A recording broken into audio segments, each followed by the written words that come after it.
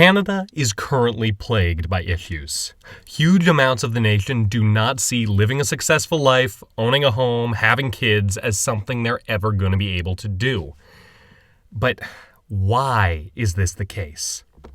The federal government collects over $400 billion in tax revenue each year, and you would think that amount of money would be able to radically benefit the citizens, or at the very least, do a lot more in the way of helping people live quality lives. Unfortunately, the answer to that question is that the government is ineffectively using that money, and the reason why, at least to a certain extent, is corruption. Before we get into it, I just want to define government corruption as I use it in the context of this video. And the definition that I'm going to go with is a person in government performing actions that are not in the best interests of the citizens. Now, that's a very broad definition, but it encompasses all the varieties of corruption I'm going to explain in this video, so it's purposefully broad. We're going to look at the exact kinds of corruption taking place, then we're going to look at why it happens, and then I'm going to tell you exactly how we can stop it. Now, note that it's hard to say exactly what is happening in terms of corruption, since, of course, it's purposefully hidden. Which is why we're limited to both theory and older events to speculate on what sort of corruption is happening right now. That's what we're going to look at here. I'm going to try and pull up as recent examples as I can, but obviously I can't give you numbers on exactly which politicians are corrupt and how much money they're taking, because if I knew, I'd be telling someone. So there are two broad categories of corruption I could find: intentional corruption and accidental corruption. We'll get to that one in a second. But the first category of corruption is intentional corruption, and there are three varieties. I'm going to explain each variety and then tell you an example of it happening in real life. The first kind of corruption is the most obvious and stereotypical, and that's simply stealing. And this would be someone using government money meant for something else for personal gain, like, say, purchasing an expensive sports car. Now, interestingly, this is a very uncommon kind of corruption, even though it's the most stereotypical kind of corruption, because it's so easy to detect and stop politicians doing it. One example, at least similar to this, is something called the sponsorship scandal. Essentially, there was a substantial amount of money set aside by the federal government for use as advertising money to show Canadian federal government contribution to Quebec. They basically wanted to advertise how much they were helping Quebec. This was in an attempt to quell Quebec separatism. However, this money was corruptly redirected to multiple sources, notably liberal-friendly advertising firms who got money, in some cases for no work, in some cases for very little work. And importantly, some of these firms donated a part of this money back to the Liberal Party.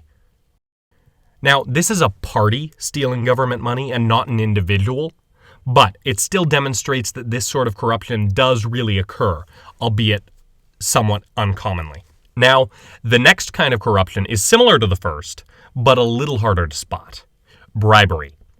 This is where some organization, such as a business, corporation, will give a politician cash or valuable stuff in exchange for them acting in a way that will benefit them, like giving them subsidies, cutting political red tape for them, or just generally favoring them in policy. This one's much harder to detect, since it's not as simple as finding just a politician spending money where they shouldn't be spending it.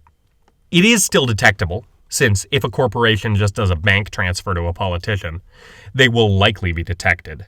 There are safeguards for this sort of thing. But there are many ways to make it much harder to detect. The first is simply by giving cash directly to politicians, which would be very difficult to detect if there was no one there to see it happen, and the politician is careful with when and where they deposit and use the money, then it's going to be very hard for the government to find out. Another would be these corporations bribing friends and family of the politician, which makes it, again, harder to detect and directly blame on the politician. Now, these are just two ways. There are plenty of ways to obfuscate bribery, and probably one's a lot more sophisticated than that, but those are two very clear ones. And this is one type of corruption that we have the best example for. So Brian Mulroney, who was Prime Minister of Canada from 1984 to 1993, accepted $225,000 in cash bribes from a man named Schreiber.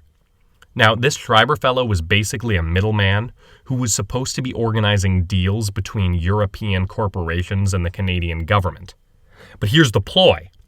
Essentially, Mulroney got the government to purchase airborne equipment, like planes and helicopters, from a few European companies, including a company called Airbus. Airbus paid Schreiber a big commission for, quote-unquote, organizing the deal.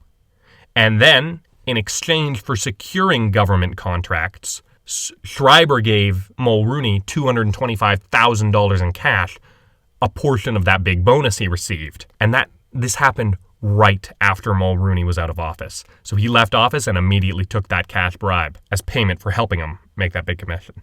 Now, okay, to avoid being unfair, Mulroney claims they weren't bribes, and it was never proven in court that he took bribery, but come on, let's not pretend here. Now, the next is probably the most difficult form of intentional corruption to specifically detect, and this is infiltration corruption. Now, this one is quite broad, so allow me to explain. This is when an individual goes into their political career for the benefit of an external organization, such as a corporation, industry, or family. Now, this one has a similar effect to bribery, where they'll be able to give benefit to some external organization in the same way. But this one is more difficult to detect because they're not receiving any sort of direct compensation much of the time. The only thing they get out of it is the benefit to the group or organization to which they're loyal. So, an example of this would be the high influence of people related to the oil industry in the Alberta provincial government. There's a lot of people going from the oil industry to politics, to the oil industry to politics. Now, the thing here is that it's hard to say specifically who's a quote-unquote infiltrator, because some people might simply have pro-oil policies as part of their ideology, which is allowed. Others may be simply oil industry infiltrators trying to specifically benefit the oil industry, which is corrupt. So that's why it's so difficult to detect and so difficult to stop, but it is a kind of corruption that happens, and probably a kind of corruption that happens a lot. Now, that does it for intentional corruption. Let's move on to accidental corruption. Let me just briefly go over this.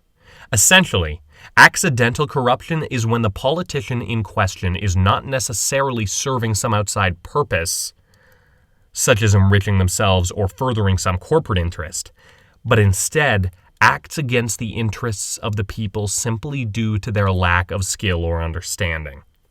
See, the government is a very complex organization. Even if you aren't actively evil, if you're not aware of certain problems, there's no way you can fix them. And additionally, even if you are aware of some problems, it takes more skill than that to solve them, or at least organize and oversee a team to solve them. So you can see how this kind of ineptitude is going to actively harm citizens. And this isn't even something where the politician in question is just an oaf who's not at fault, since it's the responsibility of elected officials to have or at least attain skills in relevant areas to properly perform their job. So, therefore, yes, well, perhaps they're not as bad as the intentionally corrupt variety politicians. They're still causing harm to the nation through their inaction. So, there we are. 4 varieties of corruption across 2 categories. Now, there are probably plenty more ways corruption is expressing itself in our government, but these 4 at least paint a good picture of everything that's going wrong corruption-wise in our government. Now, it makes sense what corruption is now on an individual level. But to solve it, the next thing we need to look at is why corruption has spread throughout the government. In a very simplified way, the bureaucracy of government works like this. There are people in positions of power who coordinate a certain amount of people in positions below them. Each of these people coordinate people in positions below them, creating a sort of pyramid hierarchy, where each person in a higher position is responsible for coordinating a certain amount of people below them. Together, they're able to organize resources and complete tasks.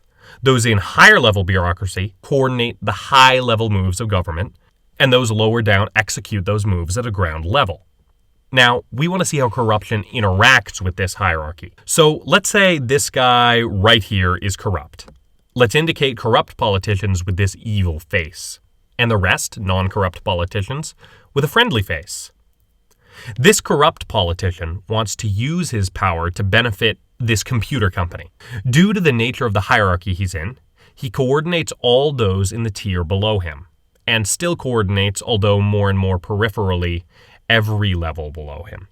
Now note that in his position of power, this corrupt politician has influence over the careers of all those below him, and therefore can at least pressure them to make some decisions that are corrupt. Additionally, in his position of authority, he can pick and choose the language he wants to use to make his corrupt decisions sound correct to those below him. So even non-corrupt workers can still work for his corruption. And additionally, over time, even non-corrupt members of the bureaucracy might be influenced by this corrupt politician's behavior. So therefore, politicians who come into the system good-willed might be pressured for the sake of their careers, or simply by rationalizing their bad actions, to acquiesce to more and more corruption, until they eventually become corrupt themselves, or at least become fully willing to act corruptly if told to do so by their superiors. And so the indirect control corruption has on lower-level workers spreads, going further and further down the hierarchy. And remember, over time, any halfway competent politician will achieve a higher and higher rank, moving up the hierarchy. Therefore, this corruption will spread further and further up the hierarchy until the whole thing is infiltrated. This will then have the effect of pushing even well-meaning newcomers towards corruption, as they're influenced by the corrupt ideals and culture as they move up the ranks. And since, in most cases, movement up through the ranks of a party is time-dependent, you will need to have been in politics for a long time before you can get any real influence in the scene. And so, by the time you're in any position of real power, even if you came in well-intentioned, you will already have been in the political scheme so long, you'll have been heavily influenced by the corrupt nature of the system.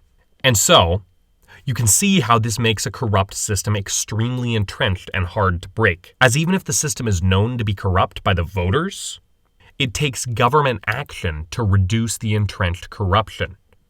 And the government, which at this point would be extremely corrupt, would obviously not want to end the corruption from which they benefit.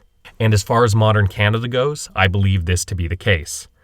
Both major parties are quite caught up in the rich corporate political elite sector of society. And if we look at the two major candidates in the recent election, those being Pierre Poilievre and Mark Carney, we can see that the first is a career politician who's been in the system for over 20 years, and the second is a corporate banker who's also been involved in government finance for 20 years.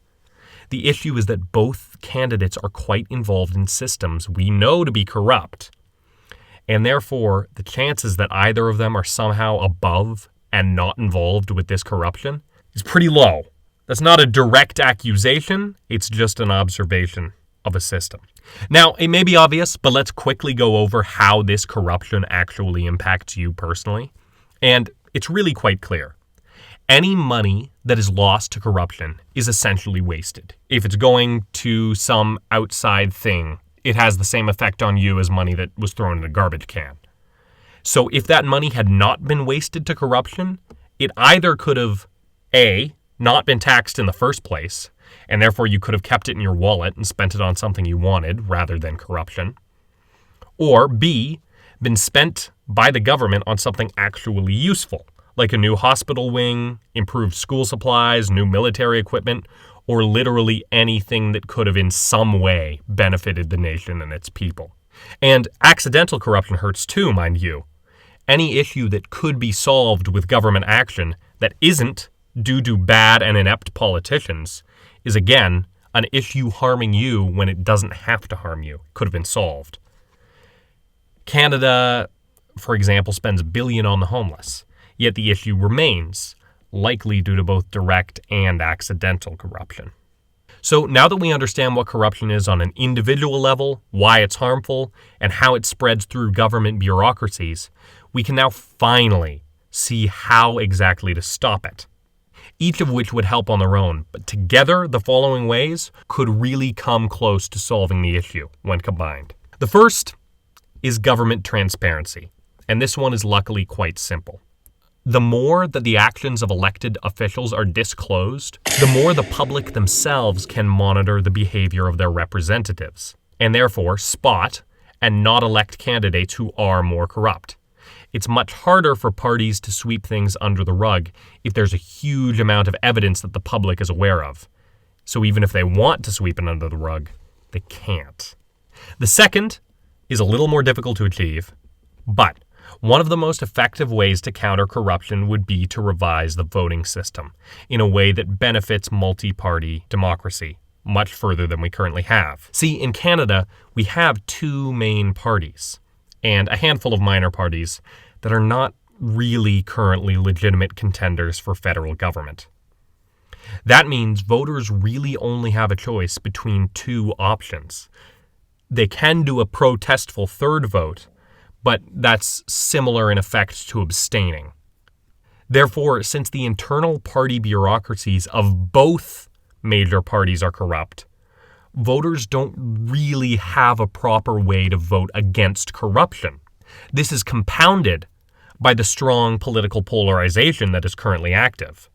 Because even if one party was exposed to be more corrupt than the other, a huge amount of Canadians are so appalled by whichever party they oppose that they would rather stick with their party even if the opposite party is more corrupt. And additionally, many Canadians are so worried about the opposing major party winning, they won't even give a protestful third vote to one of the third parties that they might still align with, because that would still contribute to the other party's victory due to the lack of their major party getting their vote. Now, this isn't an insult on the voter, by the way. This is an insult on an ineffective system that does not properly offer real choices to the citizens. Something like ranked choice or round-based voting could at least help mitigate this problem. Third, you could have an anti-corruption floater force that is outside the normal government hierarchy and therefore answers to no level of government, and perhaps instead they're tied in more with law enforcement. They would have a portion of the budget set aside for their operations, guaranteed, so politicians couldn't mess with their budget to try and slow them down. And they would be free to investigate corruption all across the government. This would help simply add another independent set of eyes watching over what all the politicians are doing. Now, of course, this organization too would be susceptible to corruption, but it averts one major cause of corrupt buildup, that being interaction with the party hierarchies, therefore making it harder for corruption to fully take root. And finally, the last way to combat corruption would be to get someone in a position of high political power who isn't necessarily part of one of the 2 major corrupt party hierarchies. Without personal corruption or a corrupt superior to threaten their career, they could begin to clear the hierarchy below them of corruption and fix the system. Additionally, they could implement more of the anti-corruption measures like the ones listed above to combat future corruption. Okay, that's the first video on the Horse Politics channel. I really appreciate you watching to the end. If you have, feel free to leave a comment. If I missed something about corruption or maybe a proposed solution you have for it, I would really love to hear it, and I'll try and respond to all the ones I can see. Thank you so much.